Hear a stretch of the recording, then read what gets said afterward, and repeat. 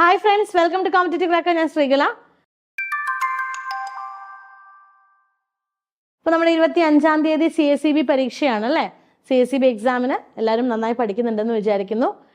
അപ്പോൾ ഇന്ന് നമ്മൾ ഡിസ്കസ് ചെയ്യാൻ പോകുന്നത് ഇംഗ്ലീഷിലെ കുറച്ച് ഷുവർ ഷോർട്ട് ക്വസ്റ്റ്യൻസ് അല്ലെങ്കിൽ ഷുവർ ഷോർട്ട് ഏരിയാസ് ആണ്. ഇംഗ്ലീഷിൽ ഗ്രാമർ ഭാഗത്തും വൊക്കാബുലറി ഭാഗത്തും ഉറപ്പായിട്ട് നമ്മൾ പഠിച്ചിരിക്കേണ്ട കുറച്ച് ഭാഗങ്ങളാണ്. ഓക്കെ, അപ്പോൾ ത്രൂ ഔട്ട് കാണുക. ചാനൽ ആദ്യമായിട്ടാണ് കാണുന്നതെങ്കിൽ തീർച്ചയായിട്ടും സബ്സ്ക്രൈബ് ചെയ്യുക കേട്ടോ. നമുക്ക് ഫസ്റ്റ് ക്വസ്റ്റ്യനിലേക്ക് പോവാം. Choose the correct word or words from the options to fill in the blanks. Question എന്താണ്? By the end of January 2022 I dash here for 10 years. Okay, അപ്പം എന്താണ് വരിക നോക്കിക്കേ. ഇത് ഏത് ഭാഗത്തുള്ള ക്വസ്റ്റ്യൻ ആണ്? ടെൻസ് എന്ന ഭാഗത്തിലെ ക്വസ്റ്റ്യൻ ആണ്. അപ്പോൾ ഈ ടെൻസ് എന്ന ഭാഗത്തിലെ ക്വസ്റ്റ്യൻ നമുക്ക് പലപ്പോഴും കീവേഡ് വെച്ച് ക്വസ്റ്റ്യൻസ് ചെയ്യാൻ പറ്റും. ഓക്കെ, ഇവിടെ ഒരു കീവേഡ് ഉണ്ട്. ഐഡന്റിഫൈ ചെയ്യാൻ പറ്റുമോ നിങ്ങൾക്ക്? പറ്റുമോ? അതായത് യെസ്, 2 കീവേഡ്സ് ഉണ്ട് എന്ന് നമുക്ക് പറയാൻ പറ്റും അല്ലേ? ഒന്ന് ബൈ പ്ലസ്. ഇതൊരു ഫ്യൂച്ചർ ടൈം ആണ്. ആക്ച്വലി ക്വസ്റ്റ്യൻ എക്സാം നടക്കുന്ന സമയം വെച്ച് നോക്കുകയാണെങ്കിൽ ഇതൊരു ഫ്യൂച്ചർ ടൈമാണ്. അപ്പോൾ നമുക്കിതിന് 26 എന്ന് വായിക്കാം. ഓക്കെ, ഇത് 2021 നടന്ന പരീക്ഷയുടെ ക്വസ്റ്റ്യൻ ആണ്. അപ്പോൾ 2022 ഇട്ടത്. നമുക്ക് 2026 ഒന്ന് സെറ്റ് ചെയ്യാം. അതായത് by the end of January 2026 I dash here for 10 years. അതായത് ഇവിടുത്തെ കീവേഡ് നിങ്ങളൊന്ന് ശ്രദ്ധിച്ചു നോക്കിക്കേ. ബൈ പ്ലസ് ഒരു ഫ്യൂച്ചർ ടൈമാണ് കിടക്കുന്നത് അല്ലേ? അപ്പൊ ആ ഒരു ടൈമിൽ 2026 ആകുമ്പോഴത്തേക്ക് ഞാൻ ഇവിടെ ജീവിക്കാൻ തുടങ്ങിയിട്ട് എത്ര വർഷമാവും? 10 വർഷവും. അതോടെ നിർത്തുന്നുണ്ടോ? ഇല്ല, പിന്നെയും കണ്ടിന്യൂ ചെയ്യും. നിർത്തുന്നു എന്ന അർത്ഥത്തിൽ എവിടെയും പറഞ്ഞിട്ടില്ല. എവിടെയെങ്കിലും പറഞ്ഞിട്ടുണ്ടോ നിർത്തുന്നു എന്ന അർത്ഥത്തിൽ? ഇല്ല. സോ അത് അവിടെ വീണ്ടും കണ്ടിന്യൂ ചെയ്ത് പോകുവാണ്. So by the end of January 2026 I dash here for 10 years എന്ന് പറഞ്ഞാൽ 2026 ആകുമ്പോഴത്തേക്ക് ഞാൻ 10 വർഷമായി, വീണ്ടും ഞാൻ അവിടെ കണ്ടിന്യൂ ചെയ്യണം. അതോടുകൂടി തീർന്നില്ല. അപ്പൊ അങ്ങനെ നോക്കുവാണെന്നുണ്ടെങ്കിൽ ഐ ഡാഷ് അവിടെ എന്താവും? യെസ്, നമുക്ക് നോക്കാം. I will have been, future ആണ്, എന്തായാലും വില്ല് വേണം അല്ലെ? So will have worked here for 10 years എന്ന് പറഞ്ഞാൽ ശരിയാവില്ല. I will have been working, അത് ഓപ്ഷനിലില്ല. So I will have been working here. കണ്ടോ? I will have been working here. അപ്പൊ ന്യായമായിട്ടും നിങ്ങൾക്ക് കുറച്ചു പേർക്ക് തോന്നുന്ന ഒരു ഡൗട്ടാണ്, ഇവിടെ എന്തുകൊണ്ട് വിൽ ഹാവ് വർക്ക്ഡ് വന്നൂടാ? അതെപ്പോഴാണ് നമ്മൾ യൂസ് ചെയ്യാന്ന് വെച്ചാൽ അവിടെയും സെയിം കീവേഡ് തന്നെയാണ്. അതായത് ബൈ പ്ലസ് ഫ്യൂച്ചർ ടൈം തന്നെയാണ് അവിടുത്തെ കീവേഡ്. പക്ഷെ അതിനുള്ളിൽ കംപ്ലീറ്റ് ചെയ്യുന്ന ഒരു കാര്യം, അതാണ് നമ്മൾ വിൽ ഹാവ് പ്ലസ് V3 ഫോമിൽ എഴുതുക. മനസ്സിലായോ? ഇപ്പൊ ഒരു ഉദാഹരണത്തിന് ഞാൻ പറയാണ്, ഞാൻ അടുത്ത ജൂൺ അല്ലെങ്കിൽ സെപ്റ്റംബർ ആകുമ്പോഴത്തേക്കും CSEB പരീക്ഷ കംപ്ലീറ്റ് ചെയ്തിട്ടുണ്ടോ? അതായത് by next September I will have completed my CSEB exams. മനസ്സിലായോ? By next September. അപ്പൊ ബൈ പ്ലസ് ഫ്യൂച്ചർ ടൈം, അതിനുള്ളിൽ കംപ്ലീറ്റ് ചെയ്യുന്ന ഒരു കാര്യം. അങ്ങനെയാണെങ്കിൽ ഞാൻ എന്ത് മതി? വിൽ ഹാവ് കംപ്ലീറ്റഡോ ഫിനിഷ്ഡോ വർക്ക്ഡോ എന്താന്ന് വെച്ചാൽ അത്. പക്ഷെ ഇവിടെ നോക്കിക്കേ, by the end of January 2026 ഞാൻ ഇവിടെ ജീവിക്കാൻ തുടങ്ങിയിട്ട് 10 വർഷവും. ഞാൻ അതിനുശേഷം അവിടെ ജീവിക്കില്ല എന്ന് പറഞ്ഞിട്ടുണ്ടോ? ഇല്ല, അതിനുശേഷവും കണ്ടിന്യൂ ചെയ്യുന്ന ഒരു കാര്യം, എന്നാൽ ഫ്യൂച്ചർ ടൈമാണ്. അങ്ങനെ വരുമ്പോ എന്ത് വരും? Will plus have plus been plus WING form of the verb, working here for 10 years. മനസ്സിലായോ? അപ്പൊ ബൈ പ്ലസ് ഫ്യൂച്ചർ ടൈം 2 കാര്യങ്ങളുടെ കീവേഡ്. മനസ്സിലായോ? ഒന്ന് കംപ്ലീറ്റ് ചെയ്യുന്ന ആക്ഷൻ, ആ ഒരു ഫ്യൂച്ചർ ടൈമിനുള്ളിൽ കംപ്ലീറ്റ് ചെയ്യുന്ന കാര്യമാണ് എങ്കിൽ അവിടെ ഫ്യൂച്ചർ പെർഫെക്റ്റ് ടെൻസ് വരണം. അതിനുശേഷം വീണ്ടും കണ്ടിന്യൂ ചെയ്യുന്ന ഒരു കാര്യമാണെന്നുണ്ടെങ്കിൽ ഫ്യൂച്ചർ പെർഫെക്റ്റ് കണ്ടിന്യൂസ് ടെൻസ് വരണം. ക്ലിയർ ആണോ? അപ്പൊ ഇത്രയാണ് നമുക്ക് അവിടെ ആ ഒരു ക്വസ്റ്റ്യനിൽ പറയാനുള്ളത്. ഇതുപോലെ ഓരോ ടെൻസിനും കീവേഡ് ഉണ്ട് കേട്ടോ. ഇപ്പൊ യൂഷ്വലി, സെൽഡം, ഓൾവേസ് അങ്ങനെയുള്ള വാക്കുകൾ വരുമ്പോൾ അവിടെ എന്ത് കീവേഡാണ് നമ്മൾ യൂസ് ചെയ്യുക, അല്ലെങ്കിൽ എന്ത് ടെൻസാണ് നമ്മൾ യൂസ് ചെയ്യുക? സിമ്പിൾ പ്രസന്റാണ് യൂസ് ചെയ്യുക അല്ലേ? ഇപ്പൊ നൗ, നൗ ഡേയ്സ്, ടുഡേ അങ്ങനെയുള്ള വാക്കുകൾ വരുമ്പോഴോ നമ്മൾ അവിടെ പ്രസന്റ് കണ്ടിന്യൂസ് ഉപയോഗിക്കും. ജസ്റ്റ് വന്നാൽ പ്രസന്റ് പെർഫെക്റ്റ് ഉപയോഗിക്കും. സിൻസോ ഫോറോ വന്നാൽ പെർഫെക്റ്റ് അല്ലെങ്കിൽ പെർഫെക്റ്റ് കണ്ടിന്യൂസ് ഉപയോഗിക്കും. എഗോ വന്നാൽ സിമ്പിൾ പാസ്റ്റ് ഉപയോഗിക്കും. ഓക്കെ, നിങ്ങൾ ഇങ്ങനെയുള്ള കാര്യങ്ങൾ നോട്ട് ഡൗൺ ചെയ്ത് വെച്ചാൽ നിങ്ങൾക്ക് ക്വസ്റ്റ്യൻസ് കാണുമ്പോൾ മനസ്സിലാവും ഏത് ടെൻസ് ഉപയോഗിക്കണം എന്നുള്ളത്. അപ്പൊ എപ്പോഴും ഈ കീവേഡ് വരണം നിർബന്ധമില്ല, എങ്കിൽ പോലും നമുക്ക് ഈ കീവേഡ്സ് വെച്ച് പലപ്പോഴും ഐഡന്റിഫൈ ചെയ്യാൻ പറ്റും കേട്ടോ. ഓക്കെ, അപ്പൊ അടുത്ത ക്വസ്റ്റ്യനിലേക്ക് നമുക്ക് പോവാം. I am not use to dash long distance. Walk, have been walking, walking, have walked. എപ്പോഴും ഓർക്കുക, യൂസ് ടു നമുക്ക് രണ്ട് രീതിയിൽ ഉപയോഗിക്കാം. ഓക്കെ, യൂസ് ടു നമുക്ക് എങ്ങനെ ഉപയോഗിക്കാം? രണ്ട് രീതിയിൽ ഉപയോഗിക്കാം. ഒന്ന്, she use to walk 3 miles a day. മനസ്സിലായോ? She use to walk 3 miles a day. നോക്കിക്കേ, ഇവിടെ വാക്കാണ് ഉപയോഗിച്ചിരിക്കുന്നത്. മനസ്സിലായോ? അതായത് V1 ഫോമാണ് ഉപയോഗിച്ചിരിക്കുന്നത്. ഷീ യൂസ് ടു വാക്ക്, അവള് 3 മൈൽ ഒരു ദിവസം നടക്കാറുണ്ടായിരുന്നു. ഇപ്പൊ നടക്കാറുണ്ടോ? ഇല്ല. Discontinued past action. ഓക്കെ, അപ്പൊ ഇത് ഒരു യൂസേജ്. ഇനി അടുത്തത് ഈ ക്വസ്റ്റ്യൻ നോക്കിക്കേ. I am not use to, അവിടെ വാക്കിംഗ് ആണ് വരിക. അതായത് എനിക്ക് ലോങ് ഡിസ്റ്റൻസ് നടന്ന് ശീലമില്ല. എന്താ ഈ സെന്റൻസും ഈ സെന്റൻസും തമ്മിലുള്ള വ്യത്യാസം? ഇവിടെ ഷീ യൂസ് ടു ഉള്ളൂ, ഷീ ഈസ് യൂസ് ടു ഇല്ല. ഇവിടെ ഐ യൂസ് ടു അല്ല, ഐ ആം യൂസ് ടു. അതായത് ഒരു ഓക്സിലറി വെർബ് അവിടെ വന്നിട്ടുണ്ട് എങ്കിൽ, കണ്ടോ, ആം എന്ന് പറയുന്ന ഓക്സിലറി വെർബ് വന്നിട്ടുണ്ട് എങ്കിൽ ING form of the verb use to ആണെങ്കിൽ വരണം. അവിടെ ഓക്സിലറി വെർബ് ഇല്ല എങ്കിൽ അവിടെ എന്ത് വേണ്ട? ING ഫോം വേണ്ട. അർത്ഥത്തിലും വ്യത്യാസമുണ്ട്. ഇത് പാസ്റ്റ് ഹാബിറ്റ് ആണെങ്കിൽ ഇത് എനിക്ക് ശീലമുണ്ടെന്നോ ശീലമില്ലാന്നോ ആ ഒരു ഫെമിലിയാരിറ്റീനെ കാണിക്കുന്ന സാധനമാണ് മുകളിലത്തെ സെന്റൻസിൽ കിടക്കുന്നത്. ക്ലിയർ ആണോ? ഓക്കെ, സോ ഇവിടുത്തെ ആൻസർ എന്താണ്? I am not use to walking. Option C ആണ് കറക്റ്റ് ആയിട്ടുള്ള ആൻസർ. ഓക്കെ, ഇനി അടുത്ത ക്വസ്റ്റ്യനിലേക്ക് പോവാം. The economics of the situation dash discussed at some length. അതായത് സിറ്റുവേഷൻ്റെ ആ ഒരു കിടപ്പ് വശം, എക്കണോമിക്കലി ഉള്ള കിടപ്പ് വശം നമ്മൾ എന്താ പറയുക, കുറച്ച് നാളുകളായിട്ട് ഡിസ്കസ് ചെയ്യുന്നുണ്ട്, അല്ലെങ്കിൽ എവിടെയെങ്കിലും ഒക്കെ ആയിട്ട് ഡിസ്കസ് ചെയ്യുന്നുണ്ട്. അപ്പോൾ ഇവിടെ എന്താ വരിക? ഹാസ് ആണോ, ഹാവ് ബീൻ ആണോ, ഹാവ് ആണോ, ഹാസ് ബീൻ ആണോ? The economics of the situation എന്താ? അത് ഡിസ്കസ് ചെയ്യപ്പെട്ടു അല്ലേ? അപ്പം നമ്മളിവിടെ എന്താ ഉപയോഗിക്കുക? ഒന്നാമത്തെ കാര്യം സിംഗുലർ ആണോ പ്ലൂറൽ ആണോ എന്ന് ആദ്യം നമുക്ക് തീരുമാനിക്കാം. എക്കണോമിക്സ് ആണ്, അത് കാണുമ്പോൾ എസ് കാണുമ്പോൾ ആരും പ്ലൂറൽ എടുക്കരുത് അല്ലേ? ആ എസ് എന്താണ്? ഇപ്പം മാത്സ്, ഫിസിക്സ്, എക്കണോമിക്സ് ഇതെല്ലാം സിംഗുലർ ആണ്, പക്ഷെ അവിടെ എസ് ഉണ്ട്. അപ്പൊ സിംഗുലർ തന്നെയാണ്. അപ്പൊ നമുക്ക് പ്ലൂറൽ ഒന്നും ഇവിടെ വേണ്ട. സോ ഹാവ് ബീനും വേണ്ട, ഹാവും വേണ്ട, നമുക്ക് റൂൾ ഔട്ട് ചെയ്യാം. പിന്നെ വരുന്നത് ഹാസും ഹാസ് ബീനും ആണ്. അതായത് the economics of the situation എന്താ വരിക? Has discussed at some length എന്ന് പറഞ്ഞാൽ എക്കണോമിക്സ് ഡിസ്കസ് ചെയ്തു എന്നാണ്, അല്ല എക്കണോമിക്സിനെ കുറിച്ച് ഡിസ്കസ് ചെയ്തു എന്നുള്ളതാണ്. മനസ്സിലായോ? എക്കണോമിക്സ് ഡിസ്കസ് ചെയ്തു എന്നുള്ളതല്ല. ഇപ്പം ഷീ ഹാസ് ഡിസ്കസ്ഡ് എന്ന് പറയും, she has discussed about the situation എന്ന് പറയും. But the situation has been, അതിനെ കുറിച്ച് എന്ന് പറയുമ്പോൾ ഇവിടെ എന്ത് വരണം? ഹാസ് ബീൻ വരണം, ഹാസ് അല്ല. മനസ്സിലായോ? എക്കണോമിക്സിനെ കുറിച്ച് എന്ന് പറയുമ്പോൾ the economics of the situation has been discussed at some length. Answer is option D. Okay, അടുത്ത ക്വസ്റ്റ്യനിലേക്ക് നമുക്ക് പോവാം. The tallest of the 3 boys dash next door to me. The tallest of the 3 boys, 3 ആൺകുട്ടികളിൽ tallest അത് എത്ര പേരാ? ഒരാളല്ലേ ഉള്ളൂ. 3 boys എന്നൊക്കെ ഉണ്ട്, അത് സമ്മതിച്ചു. പക്ഷെ ആരാണ് അടുത്ത് താമസിക്കുന്നത്? അതിൽ ഏറ്റവും പൊക്കമുള്ള ആ ഒരു കുട്ടി മാത്രം അല്ലേ? So the tallest of the 3 boys എന്ന് പറയുമ്പോൾ സിംഗുലർ ആണോ പ്ലൂറൽ ആണോ? ഒബ്വിയസ്ലി അത് സിംഗുലർ ആണ്. അപ്പൊ അവിടെ എന്ത് വരും? The tallest of the 3 boys lives next door to me. Lives next door to me. Okay, so answer is option A.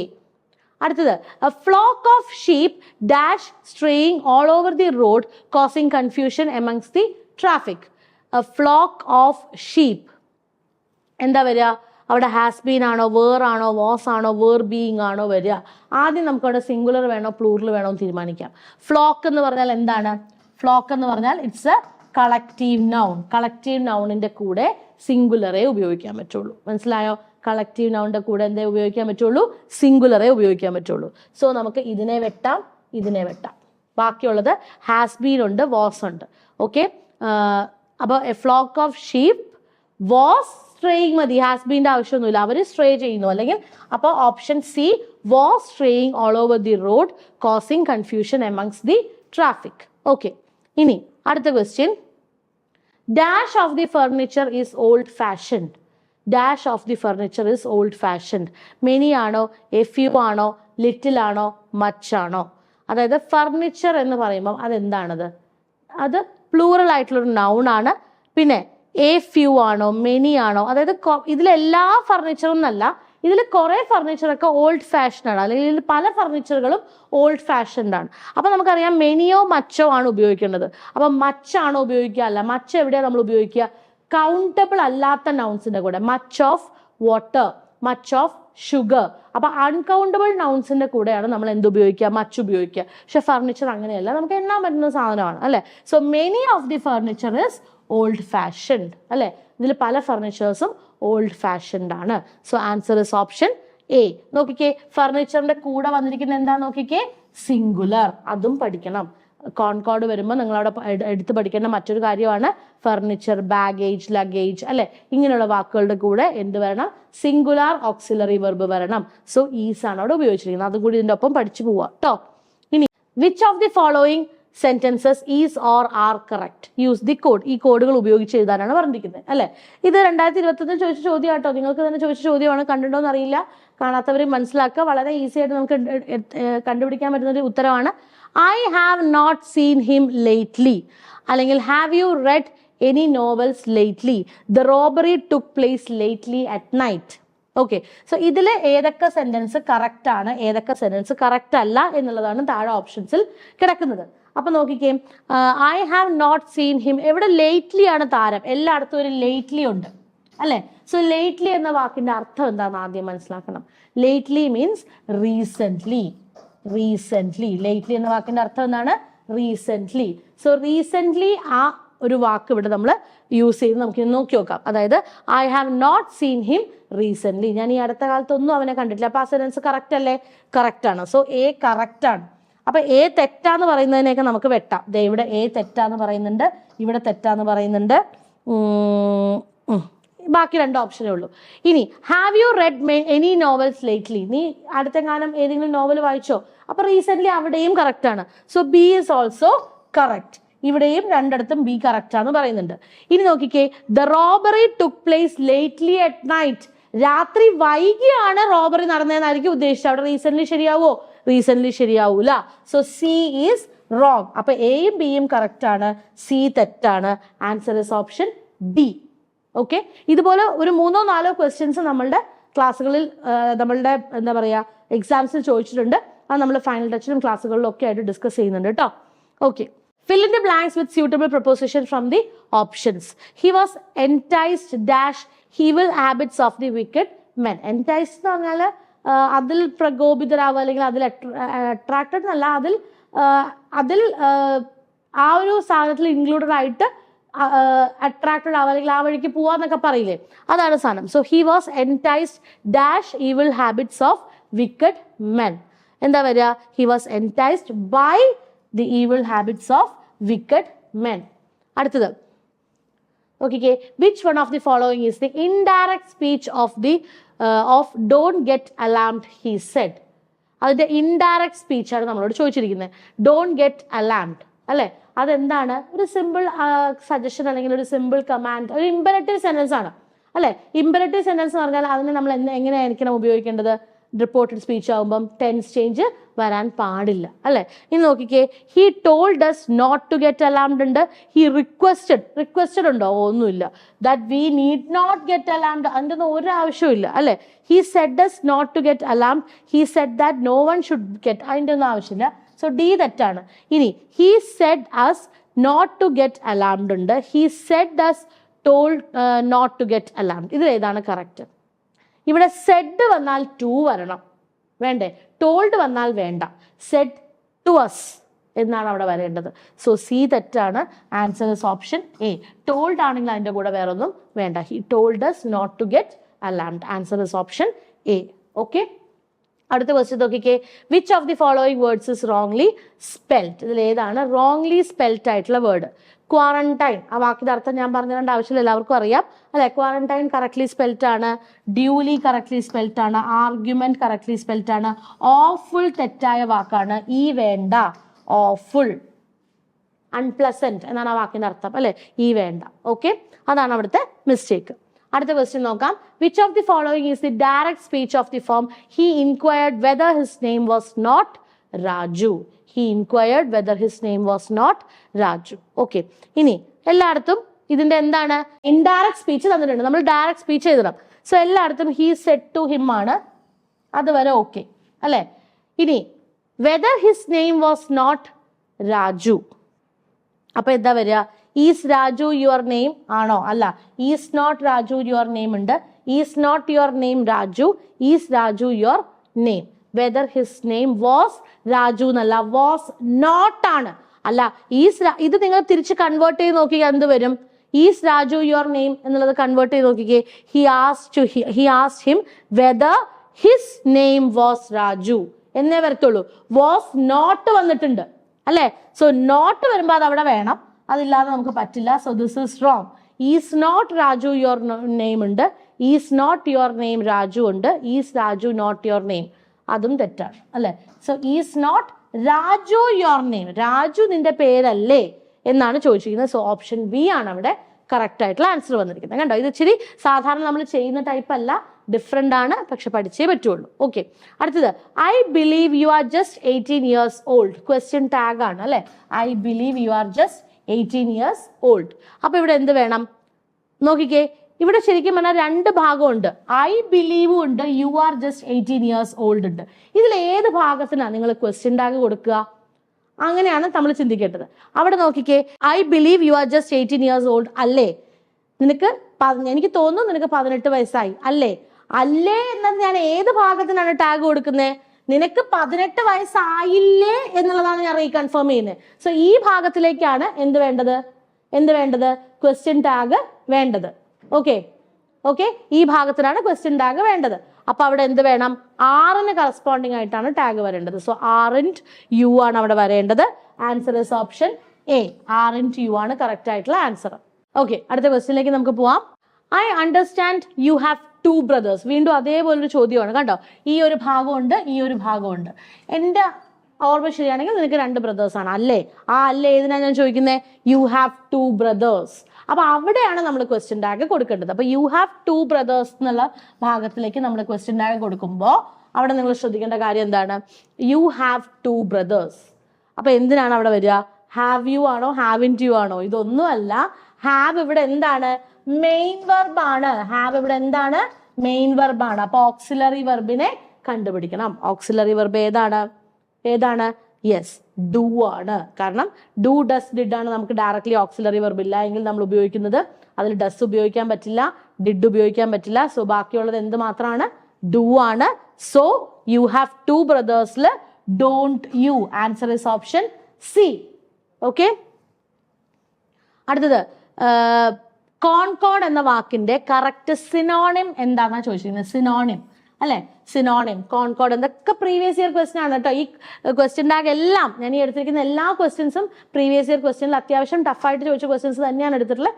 അത് ജസ്റ്റ് നോക്കുക. അപ്പൊ നമുക്ക് ആ ഒരു ലെവലിൽ നിന്ന് തന്നെ കാര്യങ്ങൾ പഠിക്കാൻ പറ്റും. അപ്പൊ നമ്മൾ പാനിക് ആവേണ്ട കാര്യമില്ലല്ലോ അല്ലെ. ഇനി നോക്കിക്കേ, choose the correct synonym from the brackets for the following: concord, harmony, discord, choral, none of these. Concord എന്ന് പറഞ്ഞാൽ എന്താണ്?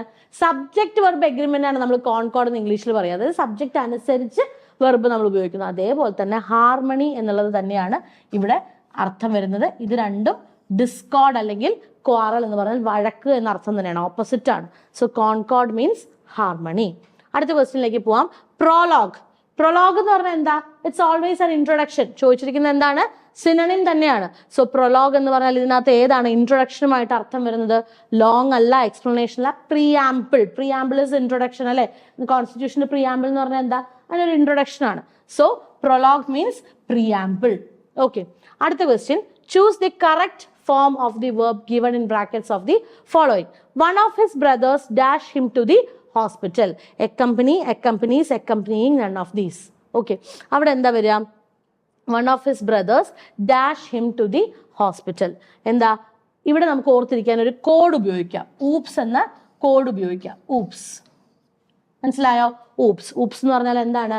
വൺ ഓഫിൽ തുടങ്ങുന്ന സെന്റൻസ് ആണ് എങ്കിൽ, വൺ ഓഫിൽ തുടങ്ങുന്ന സെന്റൻസ് ആണെന്നുണ്ടെങ്കിൽ പ്ലൂറൽ സബ്ജക്റ്റും സിംഗുലാർ വെർബും വരണം. എന്ത് വരണം? പ്ലൂറൽ സബ്ജക്റ്റും സിംഗുലാർ വെർബും. കണ്ടോ, വൺ ഓഫിൽ തുടങ്ങുന്ന സെന്റൻസ് ആണെങ്കിൽ പ്ലൂറൽ സബ്ജക്റ്റ് വന്നു. ഇനി സിംഗുലാർ വെർബാണ് വരേണ്ടത്. അപ്പൊ അക്കമ്പനി എന്ന വാക്കിന്റെ സിംഗുലാർ എന്താണ്?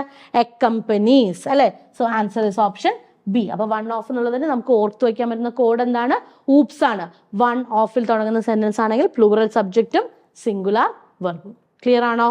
ഓക്കെ. അപ്പൊ ഇതുപോലത്തെ ഒരുപാട് ക്വസ്റ്റ്യൻസ് ഓൾറെഡി നമ്മൾ നമ്മുടെ ഇൻ ഹൗസ് ബൂസ്റ്റർ ക്ലാസ്സസിലൊക്കെ ഡിസ്കസ് ചെയ്തിട്ടുണ്ട്. ഇനി ഒരു ബൂസ്റ്റർ ക്ലാസ്സും കൂടിയിട്ട് അതിൽ നമ്മൾ ഏറ്റവും ഡിഫറെന്റ് ആയിട്ട് ചോദിച്ചിട്ടുള്ള പ്രീവിയസ് ഇയർ ക്വസ്റ്റ്യൻസ് അടക്കമുള്ള എന്താ പറയുക ജെറണ്ട് ഇൻഫിനിറ്റീവ് ആണ് ട്രെൻഡിങ് ആയിട്ട് ചോദിച്ചിട്ടുള്ളത്. അപ്പൊ അങ്ങനെയുള്ള എല്ലാ ക്വസ്റ്റ്യൻസും ഇൻക്ലൂഡ് ചെയ്ത് ഇനി ഒരു ബൂസ്റ്റർ ക്ലാസ്സും കൂടി ഇംഗ്ലീഷിന്റെ ഉണ്ട്.